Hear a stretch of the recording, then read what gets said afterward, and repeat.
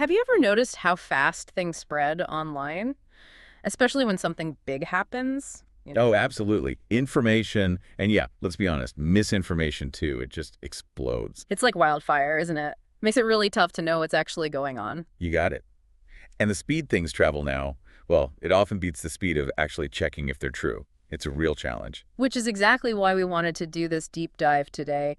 We're focusing on the recent events around Albert Ojwang's family. hmm There's been a lot swirling around, particularly these allegations about missing money and also the court case that's happening. Yeah, lots of noise.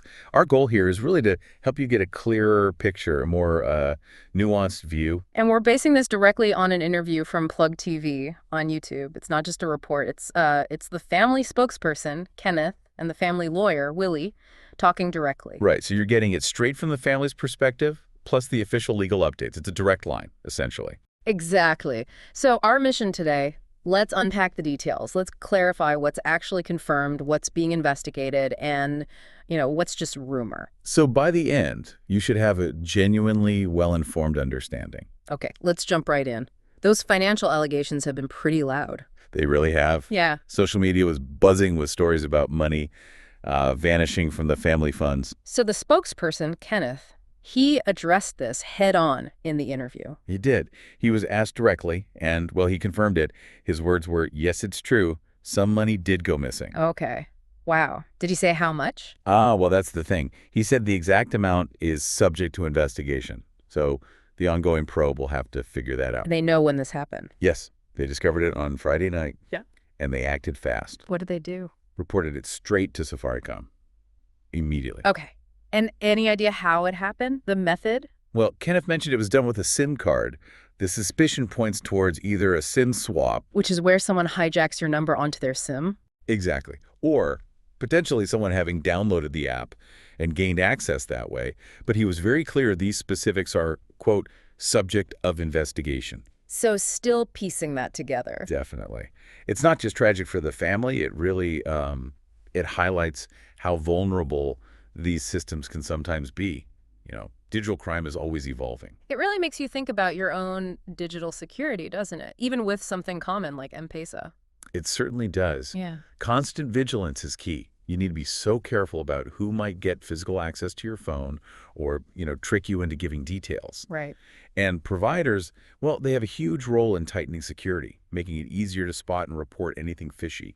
Digital trust is pretty fragile. Okay, so that's the suspected fraud, the missing money via the SIM issue.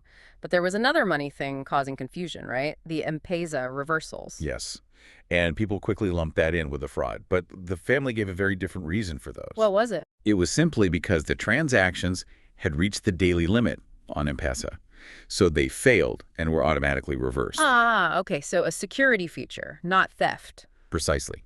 A system limit kicking in. It's a really important distinction. Yeah. Shows how easily, the narrative can get twisted with incomplete info. Yeah, people jump to conclusions fast. They do. And it's a good reminder about checking sources. Kenneth also mentioned a defect with the SIM card, which Safaricom's investigation is looking into who did the swap, how much was involved in that initial fraud. Okay, so clearing up that mix-up is helpful. But then there was another cloud President Ruto's contribution. Rumors flying that the 2 million KES never arrived. Right, another wave of social media claims. But again, Kenneth directly addressed this. What did he say? He stated very clearly, it's in public domain that the president gave 2 million. He completely refuted the rumors. So it did arrive. Did he say how? Yes, he detailed how it was delivered. Yeah. It came via Honorable Wonga, who brought it to the family. And they handled it immediately. The funds were sent to the bank account the very day it was brought. No messing around, straight to the bank. Exactly. He specifically mentioned it's the official family bank account at Equity Oyugi's branch. Right. And he added, just to be crystal clear, that the old man did not even touch a leaf of a note. It went directly into the account. Wow, they really wanted to nail down that fact. They even called the bank manager, Equity Oyugi's branch, at home to confirm everything. So the money is safe in the official family account for the funeral. That definitely puts that rumor to rest. Very thorough. Absolutely. Shows their commitment to transparency, especially with all the public scrutiny. Okay, so the finance is clarified. Let's move to the funeral arrangements. The family provided some specific dates, which must bring some certainty. Yes, some concrete details. The burial itself is scheduled for Friday, 4th of July. Friday, July 4th. Got it. And before that, a Requiem Mass. Correct. That's planned for Wednesday, 2nd of July. Okay, Wednesday the 2nd. Do we know where? The likely venue mentioned was Ridgeways Baptist Church along Pam Road, though Kenneth did add they are still consulting on the final location. So possibly Ridgeway's Baptist, but keep an ear out for confirmation. Right. And then after the Mass, the family plans to travel on Thursday, 3rd. The day before the burial. How are they traveling? It's still being decided. He said it could be road, it could be on air.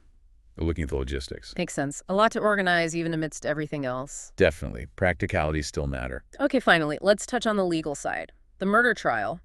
The family lawyer described the court proceedings so far as, quote, untidy. Yeah, that description itself is quite telling, isn't it? Hints at the complexity, the maybe unpredictable nature of it all. Suggests it's not straightforward. Rarely is, especially in cases like this with so much emotion involved. The accused persons, as expected in this stage, have pleaded not guilty to the crime of murder. Standard procedure. And they've applied for bail. Yes, they've applied for release on reasonable bail or bond terms, but there was a specific point raised by the defense. Oh, what was that? The defense counsel requested to cross-examine the person who swore an affidavit, a written statement arguing against bail. They want to question that person directly in court.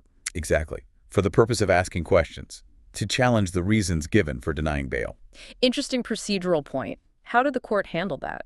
Well, the session was actually adjourned from yesterday to today. Apparently, the person did not have their representatives present yesterday. Ah, okay. So delayed. What happens next? Submissions are expected to continue. The court then has a choice. Either render a ruling on the bail application, grant it or deny it, or, if things take longer, they might postpone today's sessions to a later date. So still waiting on that bail decision. Pretty much. The key players are the prosecution's counsel, the victim's counsel, and obviously the defense counsel. And apparently Mr. Omar is set to respond to the submissions. It really highlights how intricate these legal processes are. Every step matters. It absolutely does. And it's such a contrast, isn't it? The slow, careful pace of the court versus the instant reactions we see online. Establishing truth legally is painstaking. Okay, so let's pull this all together for you listening. We've really tried to cut through some of the confusion surrounding the Albert Ojwang family situation. Yeah, we've clarified that crucial difference. The confirmed missing money, likely due to SIM fraud, versus the president's contribution, which is confirmed safe in the bank. Right, two separate things. We also got the specific dates for the funeral arrangements, the Mass on July 2nd, burial on July 4th. And the latest on the murder trial, ongoing, complex, with a key decision about bail still pending. So what this deep dive really shows, I think, is just how vital it is to check your sources. Go beyond the headlines, especially when things are sensitive like this. Absolutely. Social media spreads things instantly, but it doesn't always spread the full picture or the verified facts. It's a real lesson in media literacy for all of us. Definitely. So maybe here's something for you to chew on. In this world of instant news and viral narratives, how do we navigate it all? How do we balance that fast flow of information with the slower, more careful process of official investigations and court proceedings to actually figure out what's true? How do we ensure we are truly well-informed? Something to mull over. We'll catch you on the next deep dive.